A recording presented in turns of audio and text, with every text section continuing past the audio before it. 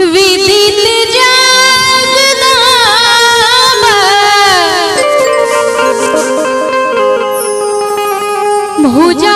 भुजास्त धारिणी है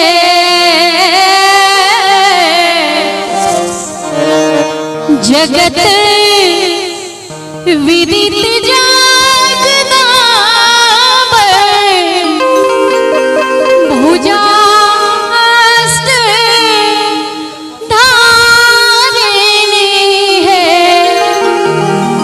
मई है भाल मुकुट गरमान सुहावन लागनी है मई है भाल मुकुट गरमान सुहावन लागनी है।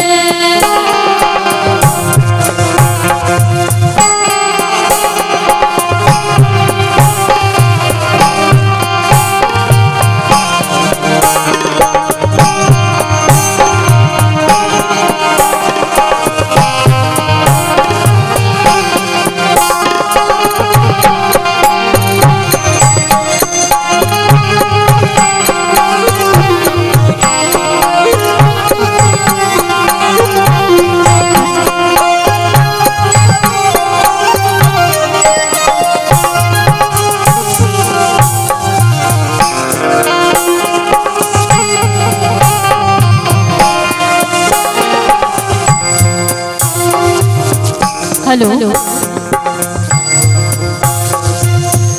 एक हाथ नागपाश शोभित दूसर हाथ त्रिशूल है एक हाथ नागपाश शोभित दूसर हाथ त्रिशूल है मई है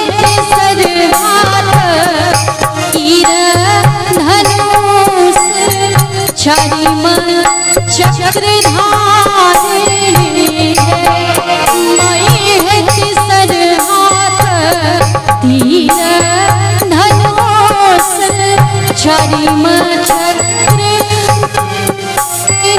है।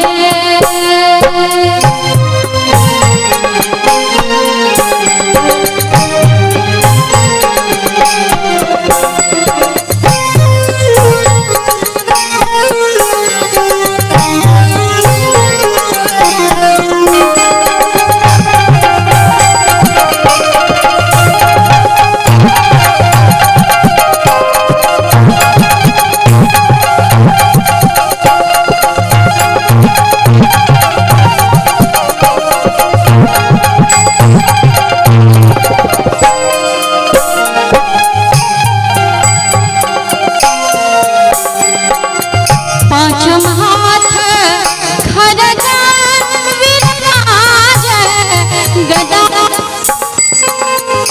हेलो आई वीडियो हेलो अहाँ वीडियो ने बनाओ एहि दुआरे जे बीच बीच में रुक जाय छै माइक त अहाँ जे वीडियो बनेबै त कने हमरा दुख लागत कतौ से वीडियो देखात त